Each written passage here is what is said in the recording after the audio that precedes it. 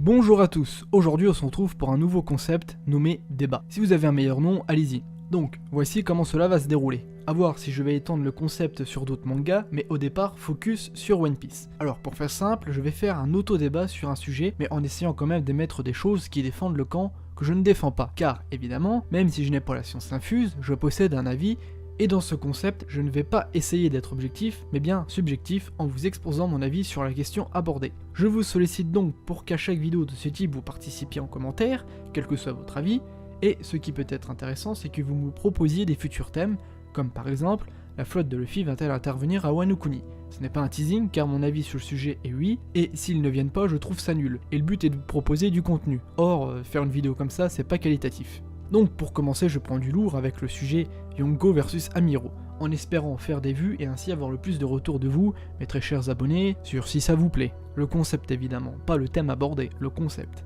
Petite présentation pour commencer. Les Yonko sont les 4 plus puissants pirates et équipages qui règnent sur le Nouveau Monde. Ce sont aussi les 4 pirates les plus proches du titre de roi des pirates. Outre le fait d'être un simple équipage, leur capitaine dirige et occupe des territoires qui ne sont pas affiliés au gouvernement mondial. Sans oublier qu'ils représentent une force militaire conséquente telle que pourrait l'être un pays. En face, nous avons l'élite de la marine avec les amiraux. L'amiral en chef compte quand même dans le lot. Les amiraux représentent la plus grosse force de frappe de la marine si on exclut le Buster Call. Ces deux groupes font partie des 3 grands pouvoirs qui régissent l'équilibre du monde. Pour la précision, j'ai été vérifié, ce sont bien les 4 Yonko et non leur équipage qui font partie de la Triforce, de même avec les amiraux et pas la marine. Maintenant, rentrons dans le vif du sujet, c'est-à-dire qui sont les plus forts individuellement et non pas quel groupe. Car je pars du principe que chez les Yonko, le niveau est très proche. S'il y avait vraiment un Yonko plus fort que les autres, eh ben, il irait chercher les poneglyphes. Bon, sauf l'exception Barbe Blanche, parce que lui il était vraiment au-dessus du game, tel que Roger, lui c'était le rempart pour pas qu'il y ait un nouveau roi des pirates qui n'est pas la réincarnation de Roger, on va dire ça comme ça. Mais je m'égare, continuons. Je disais donc, s'il y avait un Yonko plus fort en ce moment, il irait chez les autres chercher un poneglyphe.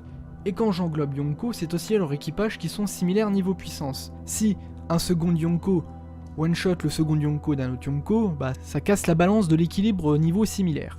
Mais aujourd'hui, c'est bien le capitaine de l'équipage, donc le Yonko, qui représente le sujet de cette vidéo.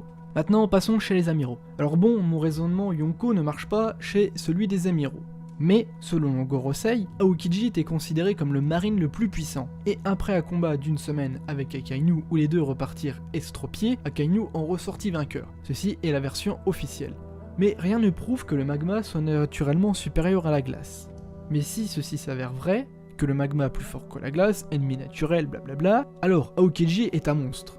Et sans son handicap, il était bien et de loin le plus puissant amiral. Mais comme il n'y a aucune preuve là-dessus que le magma peut être plus fort que la glace, on va juste prendre en compte le fait que le combat a duré une semaine, donc logiquement super serré.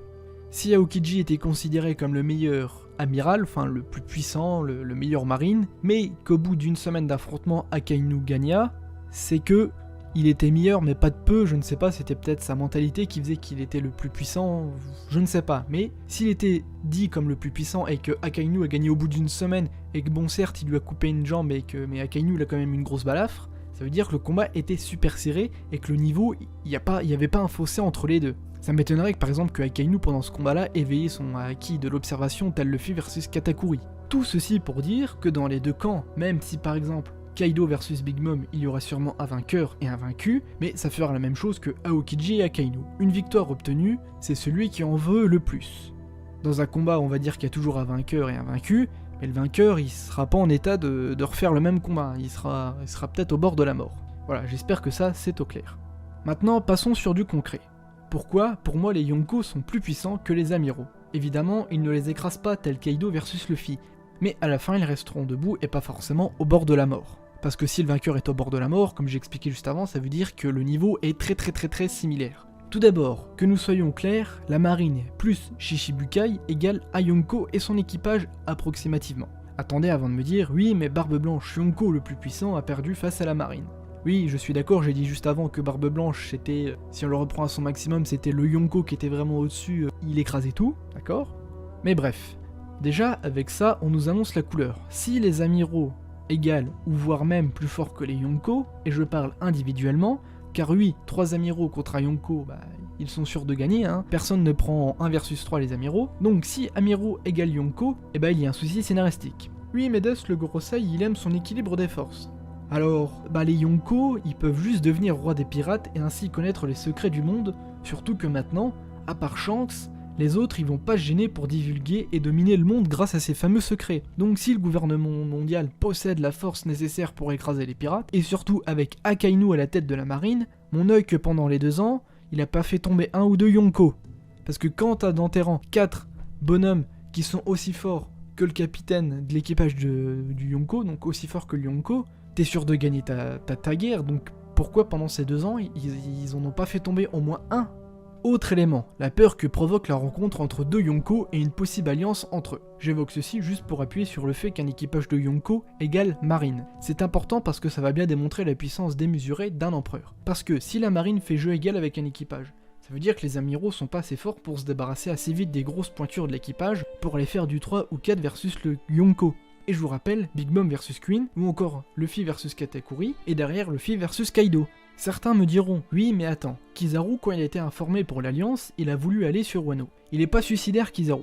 Alors encore une fois, comment dire, je pense qu'il y a un souci, voire même une grosse incohérence si Kizaru va seul sur Wano Kuni pour mettre fin à l'Alliance si la force est utilisée.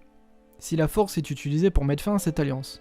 Faut être précis parce que je sais pas, il peut peut-être dire quelque chose qui va mettre un coup de pression et que l'alliance va s'arrêter. Mais là, on parle de Kaido je te tape, Big Mom je te tape, votre alliance est finie. On part du principe là. Alors moi je pense qu'il peut se permettre d'y aller grâce à son fruit. La capacité de son fruit doit pouvoir lui permettre de s'enfuir de n'importe quelle situation.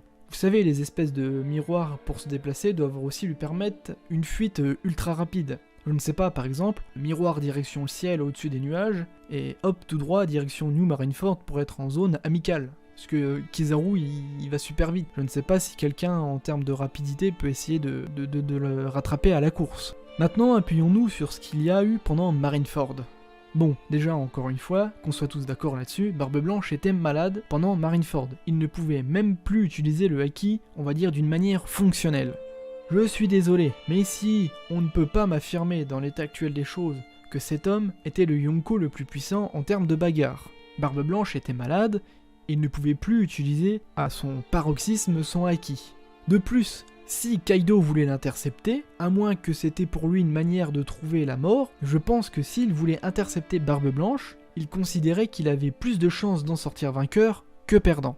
Donc, pour moi, Kaido, à l'époque de Marineford, contre le Barbe Blanche de Marineford, il était plus fort. Mais attention, le Barbe Blanche là n'est pas non plus nul. Attention, s'il y avait eu un affrontement, il en aurait fait baver à Kaido. Je ne sais pas s'il aurait gagné ou s'il aurait perdu, mais si les deux là étaient venus à s'affronter, Barbe Blanche ne serait pas fait one-shot tel Luffy. Mais j'insiste sur le fait que si Kaido est parti à la rencontre de Barbe Blanche, si dans sa tête il y était pas « je vais aller taper le vieux pour qu'il me tue », enfin pour me suicider, c'est qu'il voulait aller le taper pour le gagner. Et il n'est pas fou s'il y est parti, c'est qu'il pensait pouvoir gagner, c'est qu'il avait au moins 51% de chance de gagner. Voilà. Du coup on enchaîne sur les exploits de Barbe Blanche pendant Marineford. Bon, certes, Akainu lui a fait mal, mais dans l'état dans lequel il se trouvait, pour moi, il a atomisé Akainu, le vieux Barbe Blanche.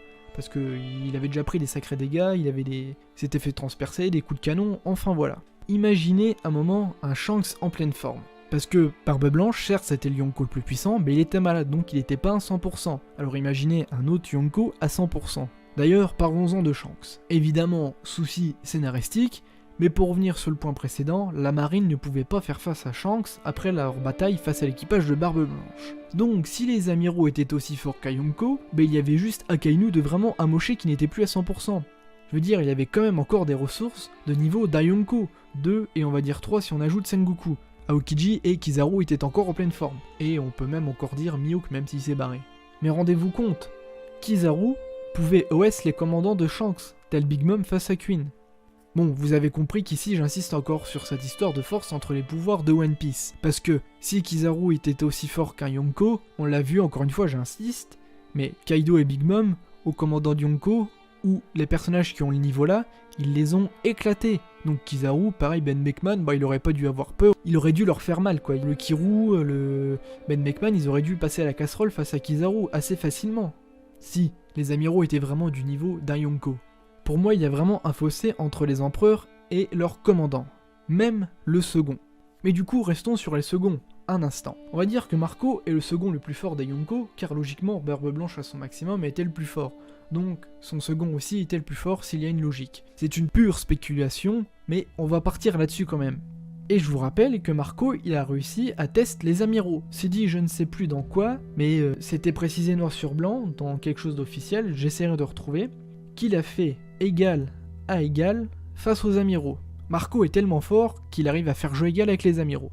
Je pense quand même qu'il perd face à un amiral si affrontement devait avoir lieu. On n'oublie pas aussi Kizaru et Ben Beckman, même histoire qu'avec Marco si bagarre doit avoir. Ben Beckman il a fait peur à Kizaru, comme j'ai dit juste avant, mais s'il devait se battre, je pense quand même que Kizaru en ressort vainqueur, quoi, et pas avec un bras en moins peut-être. Toujours dans les seconds, après la mort de Barbe Blanche, c'est Marco qui reprendra les rênes. Aucune info, mais je pense qu'on peut dire qu'il était Yonko quelque temps. Sur le bateau de Big Mom après l'échec d'aller à Wano Kuni, si Big Mom était morte, ça serait Katakuri qui reprend le rôle de capitaine. Il parle de ça avec Perospero. Bon, tout ça pour dire que les secondes Yonko disposent d'une aura et d'une certaine puissance pour devenir Yonko intérimaire quelque temps. Et je vous rappelle que les secondes Yonko ne se font pas nécessairement one-shot par un amiral, de ce qu'on a vu et de ce qu'on peut être au courant. L'exemple, c'est Marco, même si je vous ai dit que c'est le plus fort. Luffy a battu Katakuri, même si je pense que Katakuri est le plus faible second, derrière Luffy a mangé un one-shot par Kaido. Voilà, j'insiste vraiment sur les choses là, je le redis plusieurs fois, mais c'est vraiment quelque chose qui nous permet de visualiser un petit peu près le niveau. J'admets que ce genre de comparaison, ce n'est pas facile à comprendre, mais pour rendre la chose la plus compréhensible possible, ça donne ça. Second Yonko arrive à donner du fil à retordre aux amiraux. Un peu théorie car on a juste le cas Marco ici. Luffy arrive à battre à second Yonko, mais se fait OS par un dit Yonko. Je précise, sait-on jamais, mais je ne dis pas qu'un Yonko one-shot un amiral avec cette logique que je viens de vous préciser. Je dis juste que ça peut nous donner un indicateur que ça fait second Yonko, amiral et Yonko, au terme de puissance. Bon, je sais, il y a un délire avec les catégories que certaines personnes n'aiment pas, de placer les gens d'une telle force parce qu'ils ont un grade. Dernier élément, Shanks versus Barbe Blanche, Kaido versus Big Mom. Quand il y a eu un échange de coups, simple épreuve de force avec leurs armes, donc pas vraiment de la bagarre. Mais le ciel se fend en deux. Barbe Noire versus Sengoku, rien de tout ça. Alors oui, Barbe Noire c'était assez spécial en effet. Pour donner mon avis, je pense qu'à ce moment-là, il avait acquis la puissance offensive d'un Yonko. Donc Teach et Sengoku, quand il y a eu échange d'armes, le ciel ne s'est pas fendu, la puissance du choc n'était pas assez grande pour provoquer ceci. Alors oui, vous allez me dire, Barbe Noire, pas encore assez fort. Là, aucune preuve que ce soit pour moi qui dit oui, il avait la puissance offensive d'un Yonko, ou vous qui dites non, c'était pas le cas. De même, certains vont peut-être se dire, oui mais le ciel qui se fend c'est à cause du Haki des rois. Sengoku possède le Haki des rois et ça m'étonnerait que Barbe Noire ne le possède pas aussi. D'ailleurs, ça me semble logique que tous les Yonko ont le Haki des rois. Donc la conclusion à cet échange de passes d'armes, c'est que le ciel se fend en deux quand il y a vraiment deux puissances extrêmes qui se sont battues. Sengoku, amiral en chef, Barbe Noire, bon certes il s'était pris une petite raclée par Barbe Blanche juste avant, mais il a acquis le fruit du démon capable de détruire le monde, donc offensivement, il teste les autres Yonko, enfin il est devenu leur égal un an après, donc il a peut-être dû s'améliorer, mais sa puissance, elle a pas dû augmenter de 70% entre temps pendant un an. Je dis des chiffres, mais ça n'a aucun rapport. Et Sengoku, s'il était vraiment de niveau Yonko, le ciel devrait se fendre en deux. Pour revenir là-dessus, on a un petit souci, c'est que pendant le combat Akainu versus Aokiji, on sait juste que le climat a changé sur l'île de Punk Hazard. Mais on n'a pas eu la petite précision du ciel qui se fend en deux. Donc on peut supposer que leur puissance n'était pas assez destructrice pour provoquer le ciel qui se fend en deux. Donc voici mon avis sur le débat Yonko versus Amiro, qui est le plus fort en 1 versus 1. Je compte sur vous pour me donner votre avis sur le sujet, le concept, et ne vous inquiétez pas, ça ne sera pas que du débat puissance pour les prochains épisodes. C'était vraiment pour attirer le plus de personnes et que vous me donniez votre avis sur le concept. Parce que si je commençais avec un sujet qui n'intéresse pas trop de monde, les gens n'auraient peut-être pas cliqué et n'auraient jamais eu connaissance de ce genre de vidéo et auraient zappé toutes les prochaines. Je vous dis donc sur ce, à la prochaine.